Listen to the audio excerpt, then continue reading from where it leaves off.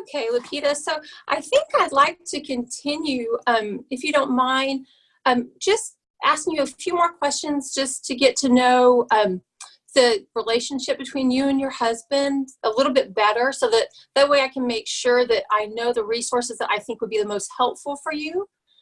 So I just wanted to, kind of loop back around. I know that you'd shared that your husband worked hard, and he comes home from work and he's, really tired most of the time. And you do, you make such a good effort to try to provide an environment that he walks into that's probably peaceful and allows him to relax. You said that you have the kids go upstairs so that they're not too noisy, and that, you like to try to have his dinner ready and the house clean. So it sounds like you really try to be attentive to his needs, to try and create just a really, a nice, calm, peaceful home environment for yourself and for your family. Is that correct? Yes, I try to do my best. I know his job is hard, and and I just feel like that's the least that I can do. Oh wow, yeah, but that's it's very hard getting the kids to behave and be quiet, and just getting everything right. It's so hard. Yeah, you have a lot you're trying to juggle in your home, a lot of different variables to, that need your attention, it sounds like, to be able to create a really calm and peaceful, positive environment. But you had also mentioned that you said that there's times that, you're not able to get everything done that, that needs to get done. You don't always have, dinner ready as soon as he walks in, or you don't always have his beer ready for him. And I know sometimes that, in the busyness of taking care of 5 children, which you do every day, that you don't always, sometimes you might forget to wash his uniform for work the next day, which, that happens when we're juggling a lot of things. It's not uncommon to have, 1 or 2 things kind of fall to the side because something may require more of our attention. Does that sound kind of right? Yes, but all I do is stay at home every day, I should be able to, and he tells me this all the time, that I should be able to take care of everything, so that, when he comes home, I can just pay attention to him, and everything is already done, but I just can't seem to get everything done, and for the kids to behave the way they should be, and it's pretty nerve-wracking sometimes. Yes. Sure, that's very understandable. Like we just said, it's, I know that you just, said that you just stay at home, but you have a lot of responsibility in your home. And, and something that's probably a little bit more challenging is that, I hear that you see your work kind of he goes to a physical location to work and does his job, and your work takes place at home on a day in, day out basis every day. You don't have a time that you clock out like he has a time to clock out. You're responsible, basically 24 hours a day, 7 days a week for maintaining the home, for managing 5 young children who require a lot of attention and a lot of time. So I encourage you to consider that when you're, looking at yourself and wondering whether or not you're doing a good enough job. Does that sound like something that, that you could, that maybe you could kind of do when you're reflecting on your days and what you are and are not getting accomplished? Yeah, sometimes it would be nice if he could just understand, like, just how tired I am sometimes, and that there are days where it would be nice to just go out to dinner, Sure. take the kids to the park together, but when I do, like, he always says that, he goes to work and provides so that I don't have to do anything but stay at home and sit on my butt, Oh, so it sounds like he doesn't really understand how much you do actually take care of in the home. It sounds like it may be because he hasn't had the opportunity to care for all 5 children at one time without any assistance. He doesn't really understand what it takes to take care of your home. Well, no, I mean, he's never been with any of the kids. And I mean, I've never gone away by myself. And, I mean, there's just no time away from the kids. And there's no way he would ever let me go to do something on my own. And he offered to watch the kids. I mean, that's just not enough. Right. So he really doesn't understand how much responsibility you actually do have and you actually do carry for the family. Well, let me ask something. He doesn't. Well, I'm going to go back to also that you, said that, during these times, there are occasions where he gets angry enough that he hits you, which obviously happened prior to you being admitted to the hospital.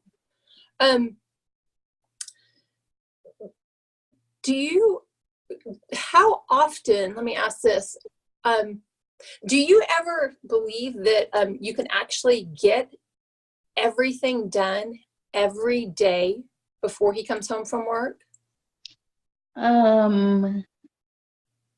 Gosh, I try, and some days I feel like I'm pretty close to it, but then he comes home and it's like his expectations and mine just don't match. He comes home and it's never enough.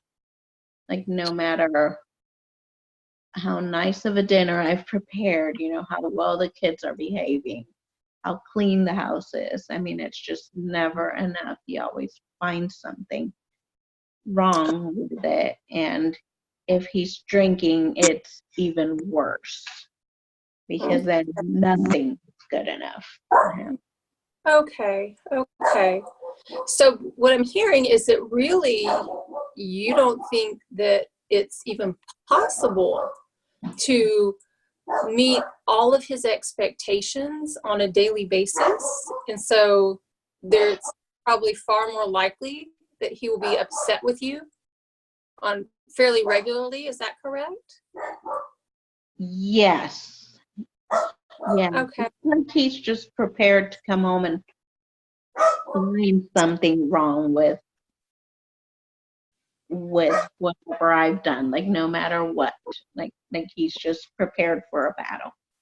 Okay. And you also expressed that you feel like it's your fault when these battles that as you just referred to them, these battles occur, that you really feel like it's your fault because you haven't done your best in doing everything that he wants you to do.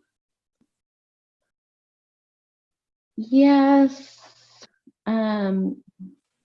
Yeah, I know that there's times when I know that I've done a lot, but there are times when I think, I'm doing everything that I can possibly be doing. Like I'm tired, I'm exhausted, and there's just nothing more that I could possibly do out of my day. And if I did, it wouldn't make things better. Okay. Well, let me ask, how often, say, I'll look at, a week, or maybe we need to consider it in the time frame of a month. How often does he respond angrily to you when he comes home? Is it a daily, a weekly? I would say at least 2 to 3 times a week. Okay. So there are actually 4 or 5 times a week that he doesn't get angry with you when he comes home? Yeah, about 4 or 5 times. But when I say he's not angry, I mean like he's just not Physically abusive. physically abusive, yeah, because the rest of the time, like he just never has nice things to say. And Okay, so there's some times where it escalates and he's becomes physical with you, but on a daily basis, it sounds like he's communicating to you, through actual words or through how he, treats you, that he's displeased with you.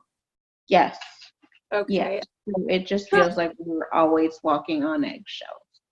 Okay. Well, and you said that even the days that you try the absolute hardest that you can try, and you believe that you've done everything, within your ability to do it, that he's still not, he still finds fault in what you've done in that day. So let me ask this.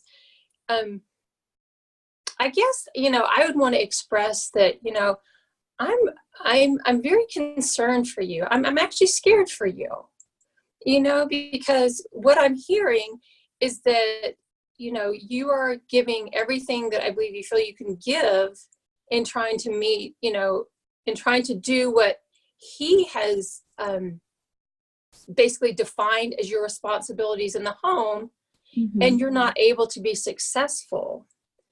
And, and this has been an ongoing pattern since your first child you had shared, when you were pregnant with your first child is when this happened, and now 6 years down the line.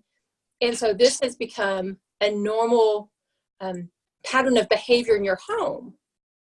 So, I guess my concern is, for you, Lupita, is that as he continues this, we see that the abuse gets worse, whereas, this most recent one, sad for you and for your children, you ended up in ICU. So what's going to happen if he is allowed to continue to respond to you this way? Could there come a point where he actually kills you? That's my fear for you. Have you thought about that? I have, but that's just too scary to think about. And I just don't really feel like I have options. I mean, I have no family here to ask for help, and I don't work. I have never worked, so I have no skills. I don't know how to do anything. And I mean, what's my only option? To go back to Mexico with 5 kids? I hear what you're saying. And I think that sometimes you're absolutely right that when we feel like we don't have choices, we actually make the choice to stay in a very destructive, relationship, which also that relationship, I'm sure you've thought about this, but, the impact that relationship, do you think is affecting your children? Or let me say, how do you think it's affecting your children? Well, I know I've noticed that the kids are sometimes pretending to fight and pretending like their mom and dad, and they've become more violent with each other. And I've noticed the boys kind of mimicking the same behavior with the girls and telling them that, like, oh, you need to get off your butt, and that's a woman's job, and you And can't even take care of the house, and that just sounds like my husband. Wow. And how does that make you feel when you hear your children? It sounds like they're role playing the relationship between you and your husband. How does that make you feel? It makes me feel sad and like I have failed my children. Oh, yeah. Well, I will definitely say that, you have not failed your children. I think that is actually, you show that you are not failing your children because you realize what's going on. A lot of times people in a situation like this, they close down to everything just because they go into survival mode, and they aren't even aware of the impact beyond themselves. But you are aware that your children, children learn by watching and by hearing, and it teaches them what's expected of how they behave, and it's also teaching them how to expect to be treated. But what good does it do that I am aware of this if I have nothing to give my children? I mean, I have nothing to build a different life for them. Well, there are some resources available, but it would take you being ready and you being willing to probably make some big and impossibly scary decisions. There are, I will say, if you're ever in the moment of a potentially threatening interaction with your husband, there is a hotline that you can call that actually responds immediately to instances of domestic violence. There are resources such as a women's shelter, which is available 24 hours a day, 7 days a week. You do not have to call, you just simply, you don't have to pre-call. You can call, you can show up, and they will actually take you and your children in, providing you with a safe place to be while you try to figure out how best to navigate and respond to what's going on in your home. So you have saying that they will give me a place to live no matter what. Like, they will not tell me we're full, you can't come in, or you got to make an appointment or anything like that. Is that what you're saying? They have a 24-hour a day, 7-day a week hotline that responds to emergency situations. So in response to an emergency, absolutely, they would take you in. If you find that you don't feel like you're not in imminent danger, you or your children, you can reach out to them. They have programs. There's an amazing program called the Family Care Program through one of these organizations. And they actually have 13 different homes where you and your children will be provided with space in this home, and it gives you a safe place to live. It offers counseling for you, for your children, possibly for your spouse if he's willing to participate. They offer life skill coaching. They offer parenting classes. They have your children, I can either have access to a daycare program, or they'll be at school, and during that time you have the opportunity to begin working, so to begin gaining skill sets. So there are some programs out there available to come alongside that would help you to be able to. Right now what I hear is that you feel like you have no choice, that you have to somehow figure out how to continue to endure what's been going on. But there are actually resources. You just have to be ready and willing to make some probably challenging decisions in order to begin to usher in some change in your life for you and your children. Well, these resources sound great, but there's like nothing that I have to do to qualify, right? For immediate assistance, no. For if you would like to become, get into one of the programs, and when you actually go to the shelter, one of the things that they, will require for the family care program is you cannot have an outstanding warrant. You cannot have legal concerns based on your behavior, which from what you've shared with me, that's not even a factor. That's not an issue because I'm not even allowed to drive the family car.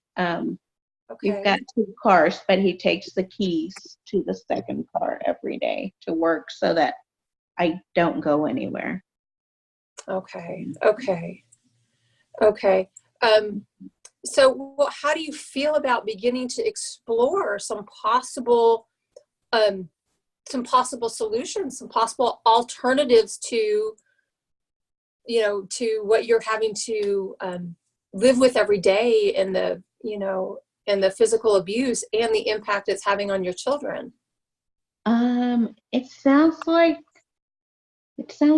scary, but it feels good to know that there are resources out there, and that I mean, maybe you would be willing to help walk me through this? Absolutely. Absolutely. I would absolutely be willing to help. I've done it before, reaching out to different organizations on behalf of clients, and, and I've seen some amazing success. We've had a woman I know, amazing woman, 3 young children, came out of a domestically abusive situation, went on and completed a nursing degree. Oh, wow. But she had to, she was where you were, or where you currently are, and she had to be willing to make some decisions, because even though you're in an environment that's not, that hurts you, basically, it's still what's familiar to you. And sometimes leaving even those situations can be scary, because you step into, the unknown, Yes, I think that's what's most scary to me, is that I don't know how I'm going to support my children. I don't know where I am taking my children to live. Right. And I know that no matter where I go or what I'm doing, like, it will not be enough for him, because he will find something wrong with whatever I'm able to provide.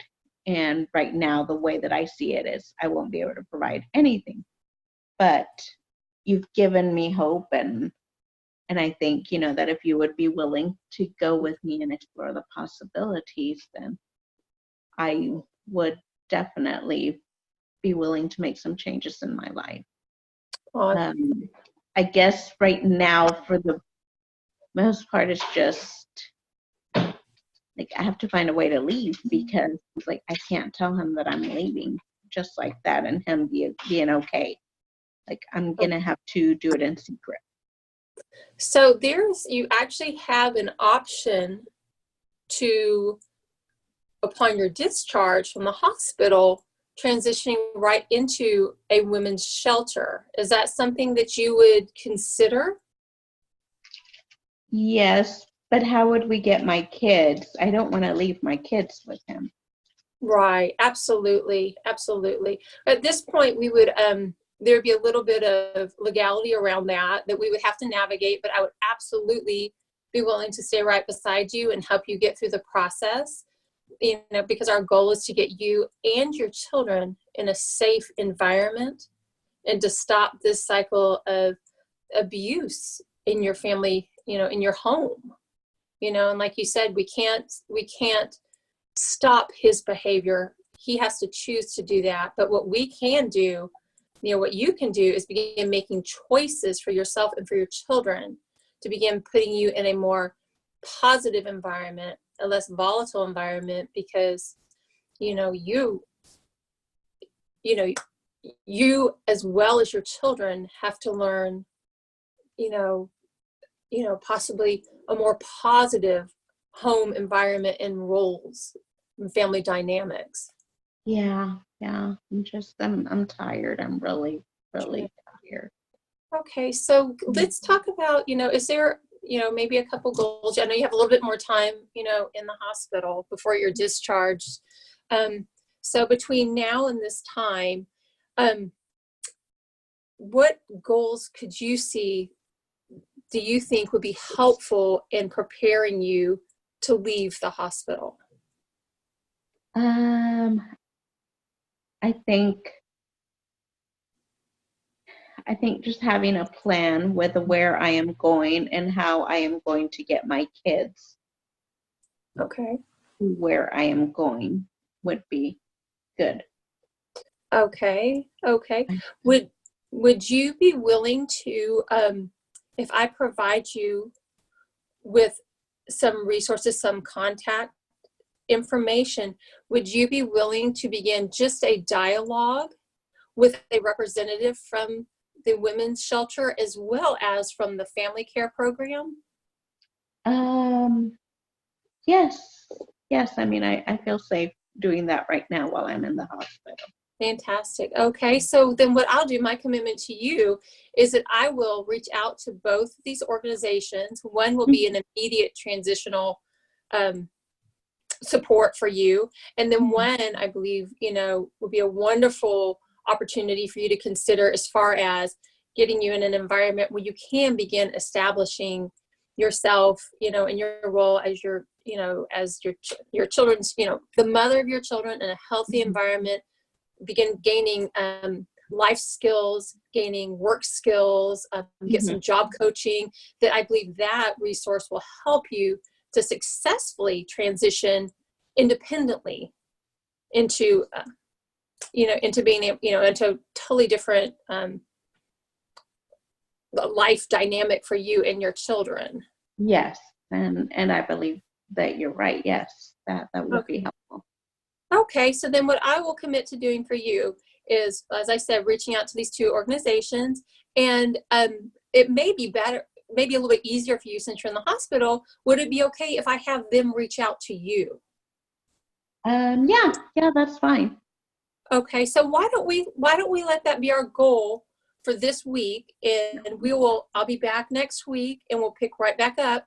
And in that time frame, you just, you know, give some thought to, you know, what it's going to take for you to actually make that decision for, you know, what it's going to look like, maybe, you know, how it's going to benefit you and your children. You know, and how, you know, and then you'll have the opportunity to talk with both of those organizations. And then next week, we'll just pick up from there and see what our next step is. How does that sound? Okay. Yeah, that sounds good. Okay. Yeah. Well, fantastic. Well, then what I'll do is I will get this started and I will talk with you very soon. Thank you. Okay. You keep resting, and we just know it's all better days ahead. Okay. Thank you very much. Okay. Bye-bye. Bye-bye.